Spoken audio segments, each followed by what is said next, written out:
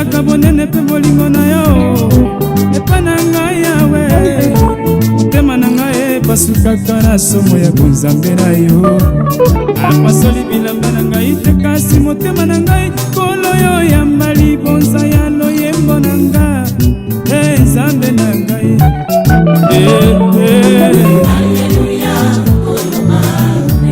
yoza malamu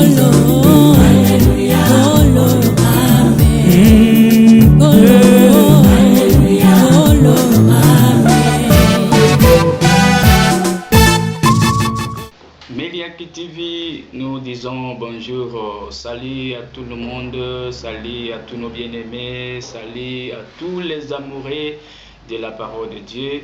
Nous disons que le Seigneur vous bénisse de partout où vous nous donnez vos temps pour écouter la voix du Seigneur. C'est la continuité de notre prédication sur le cheval de la bataille. J'ai toujours dit que j'aime parler de cet homme, de Jésus-Christ de Nazareth, parce qu'il est le seul, l'unique et le véritable cheval de la bataille que l'Éternel Dieu avait harnaché pour la délivrance de son Église ou de ses élus. Cette fois-ci, nous sommes dans 1 Samuel au chapitre 17 et nous prenons le verset 17e jusqu'au verset 25e. Et je lis au nom de Jésus-Christ l'écriture de la Bible. C'est à cette époque qu'Isaïe dit à son fils David: prends cette mesure de grains rôtis et ces 10 pains et porte-les vite au camp pour tes frères. Emporte aussi ces 10 fromages, tu les donneras aux chefs de leurs milliers. Tu verras si tes frères se portent bien et tu me rapporteras de leur part un gage. Tu le trouveras avec Saoul et toute l'armée d'Israël dans la vallée du chêne face aux Philistins. Le lendemain de ce bon matin, David confia ses moutons à quelqu'un pour les garder. Il prit ses provisions et partit comme Isaïe le lui avait ordonné. Quand il arriva au campement, l'armée était en train de prendre position pour la bataille en lassant les cris de guerre. Israélites et Philistins se rangèrent en ordre de bataille face à face. David déposa son chargement et les confia aux gardiens des bagages, puis il courut au front. Aussitôt arrivé, il vint demander de leurs nouvelles à ses frères. Pendant qu'il parlait avec eux, Goliath, le champion des Philistins, originaire de Gath, sortit de leur rang et lassant son défi habituel, David l'entendit. À la vue de cet homme, tous les soldats d'Israël s'enfuirent terrorisés. L'avez-vous vu s'avancer contre nous? Il vint encore insulter Israël, celui qui le tuera recevra de grandes richesses de la part du roi, qui lui donnera en plus sa propre fille en mariage et exonérera toute sa famille d'impôts. Que le Seigneur bénisse d'abord la lecture de sa parole et nous allons prier le Seigneur. Notre Père, notre Dieu, avec ton grand amour, nous sommes vraiment reconnaissants de tout ce que tu fais, de tout ce que tu avais fait et de tout ce que tu feras de nous à travers cette prédication. Bénis tous nos auditeurs, auditrices de partout, au nom de Jésus-Christ. Amen. Bien-aimés du ciel, très ravi de vous retrouver encore une fois de plus au moyen des ondes. Vous suivez cette prédication à partir de notre chaîne de télévision en ligne sur YouTube. Nous sommes Meliaki TV. Nous sommes Meliaki TV. Meliaki TV, c'est votre chaîne de télévision en ligne sur YouTube que vous suivez d'habitude, et à cela, nous sommes vraiment très reconnaissants de vous, surtout vous qui êtes déjà abonnés et vous qui êtes en train de faire ce travail, de partager cette prédication, il faut que tout le monde ait la possibilité d'y suivre et du bénéficieux de la grâce de Dieu. Vraiment que le Seigneur vous assiste parce que vous êtes en train de faire un si grand travail. Notre écriture de base est toujours Proverbe au chapitre 21, le verset 31e. Là, la Bible nous dit, le cheval est harnaché pour le jour du combat, mais la délivrance appartient à l'Éternel. C'est de là où nous avions commencé, et par l'amour du Seigneur, nous continuons. Et ici, nous sommes en train de toucher l'histoire de David. David qui était le jeune garçon de la maison d'Isaïe. Comme vous savez peut-être l'histoire, ce jeune homme a été oint par le prophète Samuel à la présence de ce frère, parce que celui qui devait nécessairement succéder le roi Saül, que Dieu avait rejeté. Mais notre problème, c'est de parler sur cette bataille, le combat de jeune David contre le géant Goliath. La lecture que nous venons de faire en ce moment nous rappelle ceci. Un bon matin, Isaïe envoie son fils, son cadet, ce jeune garçon David, au camp de bataille, là où se trouvaient ses frères et l'armée d'Israël avec le roi rejeté Saül. Et qu'est-ce que son père va faire?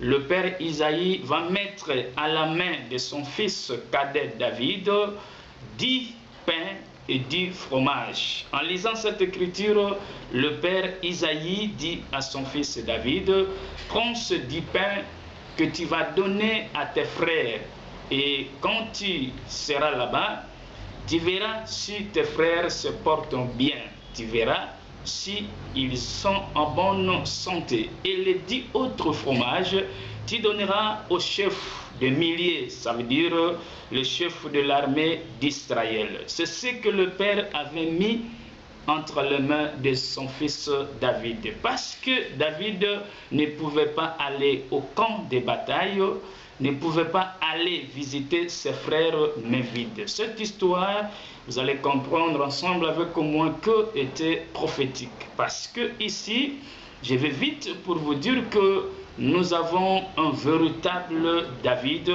qui est venu, qui a été envoyé par son Père. Ici, je vais parler de notre Seigneur Jésus-Christ. En lisant Jean chapitre 3, le verset 16, la Bible dit, car Dieu a tant aimé le monde, il a envoyé son Fils, son unique, son ressemblance.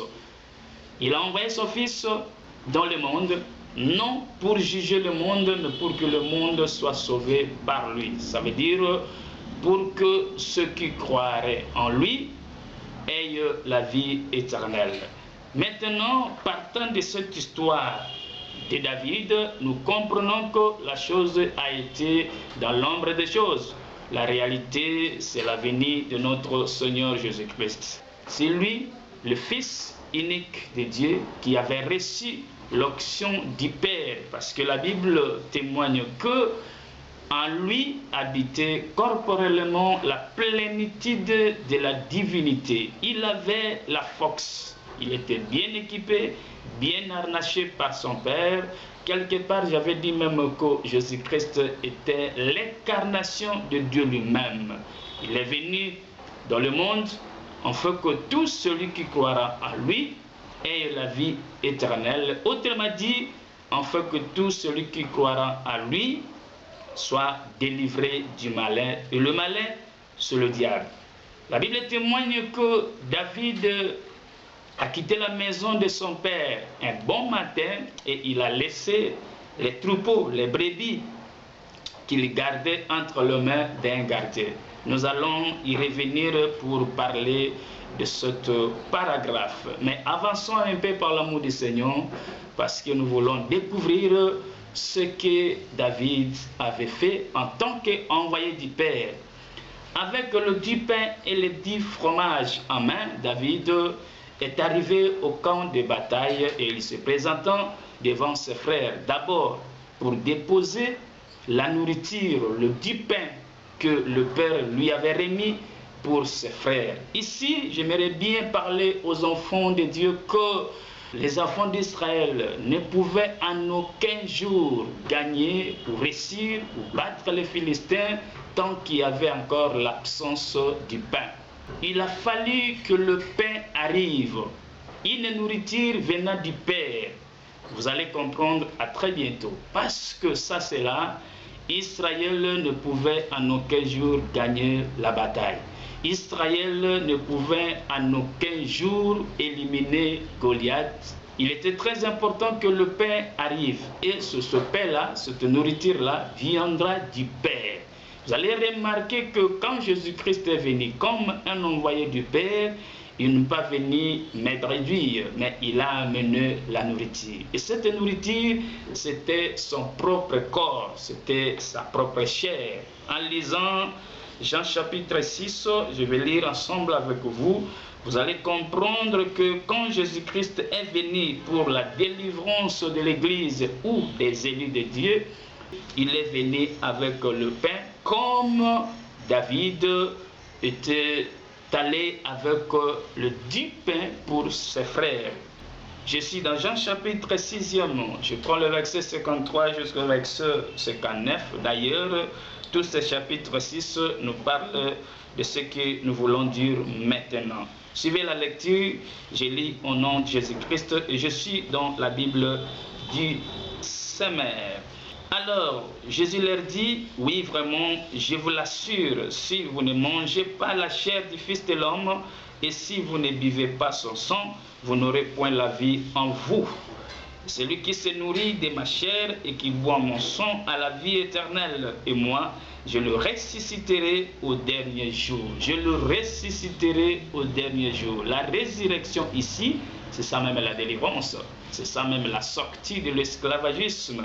Je continue la lecture. Et cela se passera au moyen d'une nourriture, au moyen d'un pain, au moyen de la chair de notre Seigneur Jésus-Christ. Parce que Jésus-Christ était venu avec la nourriture qui est son propre corps, qui est sa chair, qui fera en sorte que nous soyons délivrés ou soit que nous soyons ressuscités. Car ma chair est vraiment une nourriture et mon sang est vraiment un breuvage. Celui qui mangera ma chair et qui boira mon sang demeure en moi et moi je demeure en lui. Le Père qui m'a envoyé a la vie en lui-même et c'est lui qui me fait vivre ainsi. Celui qui se nourrit de moi vivra lui aussi par moi. C'est ici le pain descendu du ciel. Il n'est pas comme celui que vos ancêtres ont mangé et ils sont morts. Mais celui qui mangera ce pain-ci vivra pour toujours. Voilà ce que déclara Jésus-Christ lorsqu'il enseignait dans la synagogue de Capernaum. Bien-aimés dans le Seigneur, je venais de le dire que Jésus-Christ est venu comme un envoyé du Père, mais il est venu avec la nourriture. C'est comme Isaïe envoya son fils David au camp de bataille pour voir l'état de santé de ses frères. Ça, c'est d'abord c'était sa mission. Mais le fils David n'était pas venu né vide. Le Père avait mis à sa disposition pour ses frères du pain. Et ce du pain-là représentait la chair de notre Seigneur Jésus-Christ. Quand Jésus-Christ est venu, il est venu avec sa chair comme une nourriture. L'écriture que nous venons de lire ici nous montre clairement comment Jésus-Christ fait cette déclaration dans la synagogue de Capernaum. Il dit, je suis le pain qui est descendu du ciel. Autrement dit, je suis le pain qui est sorti de la maison du Père. Et tout celui qui mangera ma chair et tout celui qui boira mon sang, c'est celui-là qui sera sauvé, qui sera délivré, qui aura la vie éternelle. Laisse-moi vous dire, bien-aimés dans le Seigneur, comme d'habitude, et je l'ai toujours dit, la vie est dans la parole de Dieu. Et cette parole de Dieu est une nourriture. C'est quoi au juste? C'est la chair de notre Seigneur Jésus-Christ qui a été brisée sur le bois de la souffrance. Bien-aimés dans le Seigneur, tout celui qui ne mange pas la chair de Jésus-Christ, tout celui qui ne boit pas le sang de Jésus-Christ, ne vivra jamais et n'aura jamais la vie éternelle. Ce corps, cette chair de Jésus-Christ, c'est ça la parole véritable. C'est ça la saine doctrine. La parole de la vérité qui affranchit, qui sauve. Vous allez comprendre d'ailleurs quand on y arrivera. En dehors de ce 10 pains que Isaïe avait donné à son jeune enfant David pour ce frère dans le camp de bataille, il y avait aussi les 10 fromages pour le militaire, pour l'armée d'Israël. Ici, qu'est-ce que je vais dire par l'amour du Seigneur? Que ce soit le peuple, que ce soit les hommes de Dieu qui sont considérés comme des combattants en premier lieu, les sacerdotaux qui sont considérés comme des militaires dans les camps de bataille, nous tous, nous mangeons qu'une seule nourriture qui est la parole véritable, qui est la saine doctrine comme je viens de le dire. Ce que nous donnons aux enfants de Dieu, ce que nous prêchons à l'église, c'est la même nourriture que nous aussi les hommes de Dieu, nous devons manger. Vous savez pourquoi? L'objectif est tous de gagner la vie éternelle. Et pour hériter la vie éternelle, pour gagner la vie éternelle, il faudrait nécessairement, nous tous, que ce soit l'église, que ce soit nous les prédicateurs, les hommes de Dieu, manger la parole véritable, vivre la vie de la parole de Dieu, c'est ce que j'allais dire. Parce qu'aujourd'hui, il y a des hommes de Dieu qui sont censés, qui ont l'art, qui ont la facilité de prêcher la bonne nouvelle et de demander aux enfants de Dieu de vivre cette vie de la parole que lui, le prédicateur, n'arrive pas à vivre. Il n'arrive pas à consommer cette nourriture. Mais non, ici, Isaïe donne 10 pains pour le frère de David, qui était bien sûr aussi parmi les combattants, parmi les soldats israélites. Il donne aussi les 10 fromages pour le chef des milliers, ce qui veut dire le conducteur de cette équipe de militaires. Aujourd'hui, nous ne parlons pas des militaires comme nous les voyons, mais nous parlons des enfants de Dieu. Nous disons que l'Église est aussi une armée de l'Éternel Dieu, une armée de notre Seigneur Jésus-Christ, mais ceux qui dirigent, le chef de milliers, les chefs de centaines, les chefs de trentaines, les chefs de dizaines, de cinquantaines, parce que chacun dans son Église a un bon nombre que Dieu a mis à sa disposition. Mais le problème est que ce soit le peuple que tu diriges, que ce soit toi le dirigeant, que ce soit toi l'évêque, que ce soit toi le surveillant, je ne sais pas la fonction que tu assumes dans ton église, mais mon problème est de savoir que nous tous, nous devons manger la parole véritable, vivre cette doctrine de Jésus-Christ. J'ai été toujours fier quand je parle de cet homme de Jésus-Christ. Parce que c'est sa chair, c'est sa parole. Parce qu'ici dans Jean chapitre 6, si vous lisez tout ce chapitre, vous allez comprendre que il y avait quelques disciples qui n'avaient pas compris le langage de notre Seigneur Jésus-Christ. Lorsqu'il dit, si vous n'arrivez pas à manger ma chair et à prendre mon sang, vous ne serez pas digne au royaume de mon Dieu ou à la vie éternelle. Il y a de ceux-là qui n'avaient pas compris et ils se sont posés des questions. Comment nous y arriverons à manger sa chair? Et pourtant, je dis que Jésus-Christ ne parlait pas de sa chair, mais il parlait de sa parole qu'on doit croire d'abord et vivre par après. Et bien aimé dans le Seigneur, David arrive, il dépose ses colis, il partage comme son père lui avait recommandé. Et la Bible témoigne que pendant ce temps, le géant Goliath s'avançait. Pendant ce temps, le géant Goliath s'avançait et la lecture de la Bible nous témoigne que c'était comme d'habitude lancer un défi parce que c'est ce qu'il faisait nuit et jour pendant 40 jours. Il sortait comme ça pour lancer un défi en disant « Sortez parmi vous un combattant qui va se battre avec moi. Je n'ai pas besoin de tout le monde, mais j'ai besoin seulement d'une seule personne. » J'aime vraiment cette déclaration du géant Goliath. Je vais y revenir pour parler profondément sur ça. Le géant Goliath avait besoin d'une seule personne parce que chez eux là-bas, dans l'armée des Philistins, c'est lui qui était choisi comme le combattant. Et du côté du camp d'Israël, il a fallu aussi une seule personne, un seul combattant. qui va se présenter pour se battre contre ce géant Goliath. C'était en ce moment-là que David est arrivé, après avoir distribué ce qu'il avait apporté, la nourriture bien sûr, comme nous venons de le dire. On lui dit, regardez, voyez là-bas, c'est encore ce géant Goliath qui s'avance. Voyez-vous comment il est sorti? C'est toujours pour insulter l'armée d'Israël. C'est pour lancer le même défi comme d'habitude. Mais cette fois-ci, laisse-moi vous dire que ça sera la fin de ce géant Goliath. Je vais prendre quelques minutes pour vous exhorter. Bien-aimés dans le Seigneur, chacun a son géant, chacun a son problème, chacun a sa maladie. Comme je l'ai toujours dit, je ne suis pas un prophète pour commencer à prophétiser vos camps, mais je suis un messager qui annonce la bonne nouvelle de Christ, tout en sachant que le Dieu seul, qui connaît les difficultés, les problèmes, le géant Goliath de tout chacun de nous, est là. Il y voit, mais aujourd'hui, je veux te rassurer, au nom de Jésus-Christ, que ça sera la fin de ton géant Goliath, qui d'habitude la scène de défis contre ta vie, contre ton succès, contre ta vie future, contre ton boulot, contre ton mariage, contre tout ce que tu fais, contre ta santé. Il a été toujours là. Il s'est présenté nuit et jour. Je ne sais pas si pendant combien de jours, pendant combien de mois, pendant combien des années que le géant Goliath t'a perturbé, que le géant Goliath a lassé contre toi.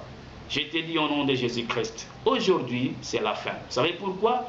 Parce que le véritable David est venu. Il est venu pour te délivrer, te sauver. Avec quoi? Avec la nourriture qu'il a apportée d'abord. Avec la nourriture qu'il a apportée. Et je viens de l'expliciter ici que cette nourriture, c'est la parole véritable. Je l'ai toujours dit en tant qu'apôtre. Bien-aimé dans le Seigneur, la première des choses qui nous donne la solution, c'est d'abord la parole véritable de Christ. Tout celui qui écoute la véritable parole, tout celui qui croit à la saine doctrine, à la délivrance. Parce que la délivrance vient de la véritable parole qui est la véritable nourriture. Et c'est la saine doctrine. C'est la parole de Christ.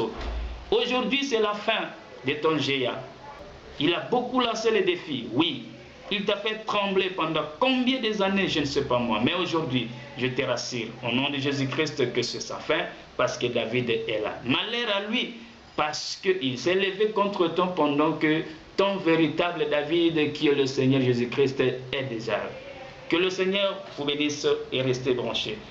Après quelques temps, nous allons y revenir pour la poursuite de notre prédication. D'ici là, portez-vous bien et que le Seigneur vous bénisse.